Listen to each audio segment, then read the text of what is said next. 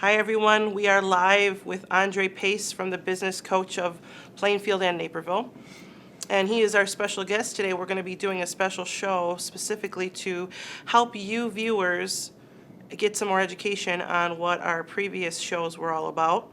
A lot of the guests that we had covered some really good topics, and some of the topics I feel we didn't have enough time to address in more depth. A lot of the suggestions were very important to kind of go back and revisit. So Aundre is going to kind of go over some of his point of view from the show, and we're going to bring up a few topics that I know he can give you a little bit more extensive knowledge on to help you with your business. Aundre, welcome to the show. Oh, thank you, Lisa. I appreciate it. You have a lot of knowledge in the business professional world. You have a background in corporate world. First, share a little bit about what kind of value you can bring to us. Yeah, so obviously spent 25 years in the corporate world, which was educational as always. But I think that the biggest thing that I can hopefully bring to business owners, the like, are just a different perspective, right? Mm-hmm. And what can really help them not only grow their business, but help them grow professionally. Yeah. Because in my opinion, you can't. They're symbiotic. You can have one without the other, right? Once you grow professionally, your business will continue to kind of go with that pattern of behavior. So, Absolutely. yeah. And, there's some topics that were covered that, there's so many, I don't know what to address at this point. But how about we start with why a lot of the people have gone into business, which is to serve others. I found that was very common. A lot of people wanted to help other people. Yeah, what I found while doing this, that's really the main reason why most of us do what we do, right? And I think that's not only admirable, but it's passionate, right? You do things to serve others, right? You want to be of service, and while I think that's ultimately the why behind what you do, I mean, you always have to have a why. It's not about just selling something. It's about the passion behind that, and while that's very important, I think it can add something to your business in terms of what your core values are. For example, being of service to others may mean, to me personally, that it's all about integrity, right? Mm-hmm. That's a core value of mine, that I will always be honest with my clients, and they will get that honesty in waves and to help them, right? Because we're going to build that kind of relationship. And so that would be a core value of my business, and I would want people to know that about me. Sure. Because if they're going to do business with me, you need to know what I stand for. Exactly. So I think that's a great example of really how serving others can really connect to being a core value of your business, what you stand for. Okay, well, I agree with that one. And it is important to kind of identify who you are and where you stand in your profession, especially because a lot of times people will hire you based on who you are as a person. Yeah. So that's good. Now, flipping the switch as a business owner to a homeowner, meaning we're working at home, but then we actually have another role to play, and sometimes we get carried away with blending the two. What is your advice and take on that? Yeah, all your guests on your show were phenomenal, people and very talented, and I applaud them because I do the same thing, right? If you're a business owner and you work out of your home, there are certain rules and regulations that you need to kind of adhere by. Yeah. And the tough part of that is the word rules, because if you're a business owner working out of your home, you have to make your own set of rules. Yeah. It's not about, okay, someone's going to tell me to be here and I should do this at a certain time. Right. You have to have enough discipline to kind of exact yourself on that. And so, what I would say is, while it's fun and it's great, right? Some days you can work out of your pajamas. Yeah. I think the difficult part and the part that I would challenge every business owner to do if you work out of your home is to have some kind of set yourself up to where the business time is business time, right? And I know it sounds kind of hokey and cheesy, but that's the reality. If you don't have enough discipline to say, okay, on Mondays I'm going to focus on my financials, right? And on Tuesdays and Wednesdays I'm going to go and do marketing or what have you. If you can't do that, I think you're going to struggle just a little bit, because if you can put that kind of discipline into your work life, Right. you know when to shut it off. Yeah, shutting it off is difficult. Yes, yeah, because that's another opportunity really that you don't get into too much, because while you're passionate about what you do and you can just get up and do it, especially if you're home-based business, when do you shut it off? Yeah. When do you shut it off? You have to be able to know how to do that because, again, it goes back to that balance. Yeah. I believe there's balance in all that you do. If you're going to be a successful business owner, you have to have some kind of balance at home as well because it can consume you. Well, give us some suggestions on how someone can, if they're caught up in that realm of not being able to balance both and shutting it off. What can they do? Yeah, well, the one thing that I would suggest strongly is you do have some kind of routine and you use a calendar, right? Use a calendar, whether it be Outlook or what have you, whatever method you're comfortable with, but write things down as appointments, right? If you're supposed to, and write things down as small as going to do invoices on I agree with Friday at that. 9 a.m., right? Yeah. And stick to that, Yeah. right? You have to self-discipline yourself to get to that point. And some people may have to go as far as to say off at 5:30 or 6. Yeah, and there's that's nothing true. wrong with that, No. right? I think some people think those kind of things are, well, I won't need to do that, right? Right. That's not, well, I would challenge that because I do believe if you have that type of discipline and that type of routine, Right. it can build upon what you're trying to accomplish. And it makes you feel better about what you're doing. It does. I have to tell you, it's something that I do and recently started up is I do put the littlest things on the calendar. I mean, even if it's just look up new leads or something. That way, my alarm on my calendar, because a lot of times you can set your alarm on your phone or on your watch or your calendar, but the alarm and the reminder that pops up on my screen actually flags me, oops, I got to do this, whether it be in 15 minutes or not. So that does help me personally keep in line with what I have to do on that day. So that's another good piece of advice. So setting something on your calendar. Now, I have a question in regards to being scheduled because for my profession, I find that a lot of times people will call me after 5 o'clock, because they're planning their wedding or they're just thinking about something after they've closed their job up. So I will take the call. I'll take the call up until a certain time. The only discipline I personally have is at 9 o'clock. That's it, because typically that's just I can't function at that time. Like I'll most be people, honest.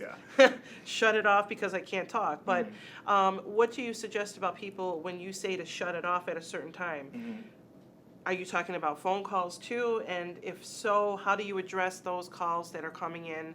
And people expect instant results. So how do you address that and not lose that opportunity? Yeah, no, that's a good question, Lisa. And I don't know if I have the end all be all, but here's what I can tell you. I think it's first of all, it does go back to your personal preference. To your point, right?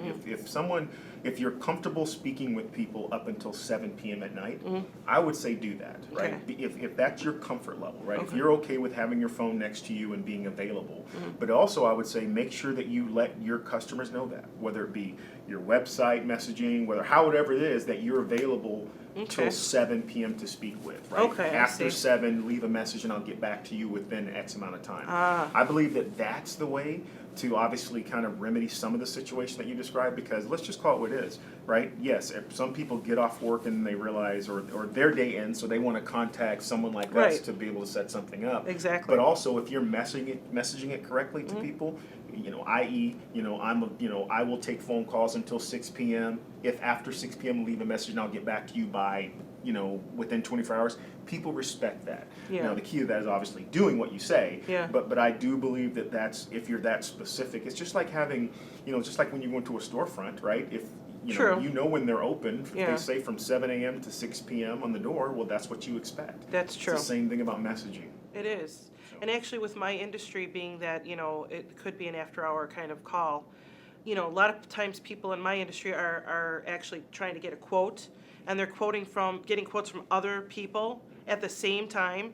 And I feel the urgency there for myself to do that. But now that I'm thinking of it, what are your thoughts on perhaps maybe doing a response back, whether it's set up by an auto response on email or not, by saying, if you're looking for a price, please fill out these questions and we will conjure up a quote for you and get back to you the next day. Would that work with most businesses, you think? I don't know if it would work with most. I do think there's some businesses where that would be relative, right? My caution would be once you start getting into the quote conversation, as a business owner especially, you do want to be able to kind of have some type of dialogue, because Yeah. what you don't want to do, I mean, we all know they're price hunters, right? People go out there and they shop for Price prices, like you hunters, said, right? yes. But even if they're just price hunters, you don't want to be the kind of business owner that's kind of shoots out a recorded message saying this is it. You want to be able to kind of have some type of dialogue Personal. with that individual. Yeah, content. Because I think that's the beauty of being a business owner as well, right? You're not the huge corporate conglomerate. True. So Yeah. so again, but I there may be some instances where that's an effective use of technology, so to speak. Yeah. But also, I wouldn't make that a common practice, because I think people do need to have some dialogue, because you never know, right? Someone may, because at the end of the day, even if your prices are a little bit more on the high end, what you offer may be a little better quality as well. And you need to be Okay. able to communicate that. Okay. Now, pretty much what you covered is pretty much the advice on how you should spend your time by organizing your day for your business. And that includes, again, setting up some appointment time in your calendar or your phone or whatever to keep your schedule going, correct? Yes. Okay. So a lot of times we talked about participating in expos, and I feel that's very important because it's a person-on-person conversation amongst many people that are attending these expos. What is your take on that? Yeah, I think it's awesome, right? And I remember listening and seeing some of that on the shows, and I think that some of the guests on the show they've done some awesome, events and being involved, and I think that's what it's about. Obviously, getting your name out there. It's a form of marketing. Let's just call it what it is. Yeah. I also would say that there's this reality of being a business owner, and it sounds something like this. Busy work doesn't equal quality work. Oh, that's deep. Yeah, I know I'm a deep kind Good of guy. point. Good point. And I would caution everyone on making sure that whatever you participate in, if you're involved in, and there should be a lot. There should be a lot. Okay. But you should challenge yourself as a business owner to ask yourself, what is the ROI? What's the return on the investment of Okay. this, right? What am I getting out of it? And it's not monetary sometimes. It True. just may be exposure. It may be connections. It may be future business down the road. Right. But it has to be something that you have a vision for. Because if you're just going to every event and saying, hey, I've gone to 13 events in 2 weeks, and it's produced nothing for you in terms of connecting the dots to your business, Yeah. I don't know if that's use of your time, right? You have to have a vision. Yes. That's pretty good. Yes. And that vision, again, it's not all monetary, but also we hope we want it to be. Yeah. But sometimes it just may be, what, this is going to be 3 hours of my time I spend truly marketing my business, right? Getting people to understand what I do, how I do it, and why I do it. Yeah. If that's the goal, go for it. And at the end of the day, if you can say you accomplished that, that's a thumbs up. That's a good productive use of your time. Yeah, and approaching it with confidence. That's another thing we talked about. Having some confidence in what you're doing, Yeah, right? yeah. And one of the things among many things, I was impressed about the guests on your show, and kudos to you for even giving us this platform, Lisa. But Thank you. One of the things I was truly impressed about was the confidence level and the talent, again, of the folks on your show. Oh, yeah. And I think that's a key part of being a successful business person. Sure. And let's just call it what it is. Our confidence wavers at times, because when you're talking about your business to someone and you don't know if they understand it, or if you're meeting a new person and sharing it, there are moments in all of our lives where we're not as confident. But I would say to every business owner, remain confident, be confident, be true to who you are. And make sure that people know that. And I think there's this fine line between confidence and cocky that we all have to we all have to kind of walk that line. But I think the deciding factor of being confident is, regardless of what someone may believe, what their perception is, you remain true to what you do. Yeah. Right? That's confidence, right? Cocky is when you become braggadocious about it. And Braggadocious. You are just not unapologetic about how great you are. Yeah. That's not what I'm talking about. Absolutely I'm not. talking about sharing what you do with confidence, being able to share with anyone, Right, And right. and really walking away and saying, you know what, that was a great conversation. I hope they learn more about what I do. Yeah, exactly. And it does, when you're confident, it actually kind of comes off as you're educated in what you're doing too. And that's what they're hiring you for, your education, your knowledge, as well as your confidence. Yep. Because if you're not confident, Yeah. they're not confident they can hire you. And there's an interesting thing about humans that I'm finding out, right? Because I think we all evolve. The more confident you are, the more you'll challenge yourself to do more. Ah, Right? Yeah. The more confident, once you kind of awesome. you cross a bridge, whatever it may be, you set a goal and cross that bridge. Yeah. You seem to be more confident to cross the next bridge, Oh, right? yeah, That yeah. next bridge may, It's true. the plank may be a little bit thinner. Yeah. The bridge may be a mile longer, but you're a little bit more confident because that last bridge you crossed didn't kill you. Yeah. Right? Right. And I believe that that's a huge part of being a successful business owner and running a successful business is understanding that the next bridge may be a little bit tougher, but you have enough confidence to get across that bridge. Now, even if you do have that confidence, it's kind of hard for someone who hasn't built that characteristic of themselves to recognize that. Yeah. How do you recognize that you're actually on the right track and are being confident? Yeah, that's yeah, I think you're diving into a little bit of self-awareness, right? And a mixture of self-awareness and having support, around you. That's so important. But I think that's, I guess if I could point out the most important thing to your question, it is having that support around you, Yeah. right? I mean, because there was an individual recently that went into business for the first time on their own, and kind of similar to me, they'd been in the corporate world for a long time. And she said to me, she's like, well, what do you think I should expect? And I said to her, surround yourself with people that will stay positive and that will challenge you in the right way, but they will promote you. They will make sure that they know they believe in you. Absolutely. And that support system Wow. is crucial. I mean, Yeah. it's of the utmost important. All of us need that, because when you're doing something that may seem may seem unbelievable or may seem like it's uphill climb, Yeah. to have someone or people around you, Like a beside cheerleader, you, yeah, root you pushing on. you and telling Yeah. you, even on the bad days, Yeah. things are going to be okay. It's huge. Now, are you speaking of those cheerleaders, if you will, being family members and friends, or are you speaking of them being, business associates, or a combination of both? They can be both, Yeah. right? Honestly, I do think it's important to have the family members and friends. I do, because that's that part where when you turn off the business owner hat, that you're at home with the people that you love and surrounded by. I think that's important. But also having colleagues, mentors, business coaches that That was good. but people that really want you to that are vested in you and Right. your success. Invested right? in you, yeah. That's like you can't. It's huge. Yeah, I mean, I don't think you can't put an amount of money on that. Yeah. So So Aundre, a lot of people you mentioned are talented in regards to what they do. So how do you actually, before you begin your business, know your talent? What's your take on that? Because we did address that, knowing your talent. What's your take on getting them started by knowing their talent?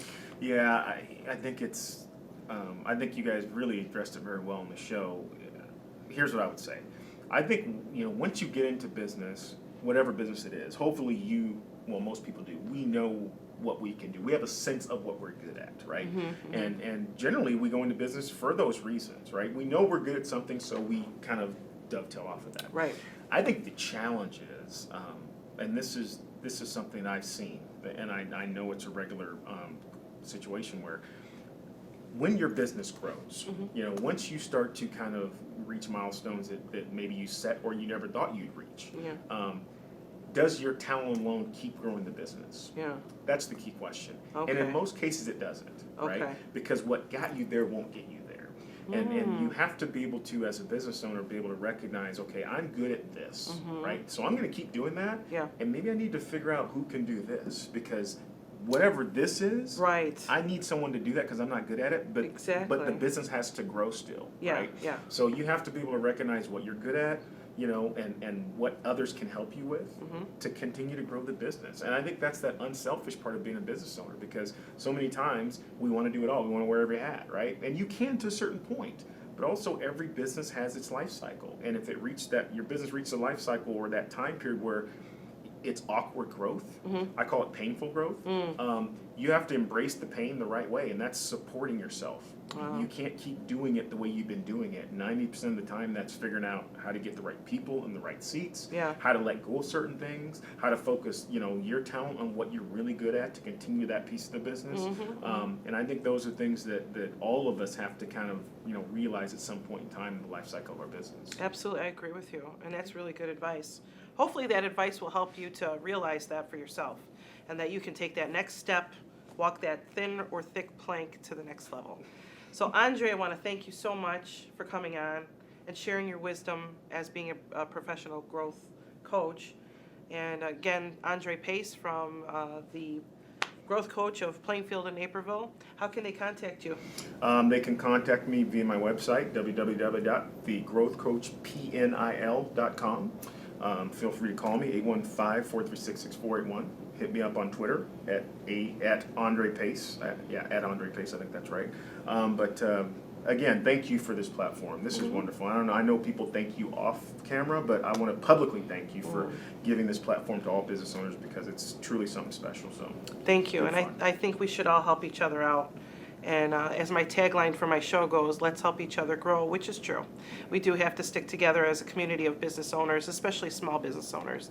Thank you so much for tuning in. Aundre will be a frequent guest on our show to help out readdress some of the episodes that we have, as he is a professional growth coach. Thank you, everybody, and have a good one.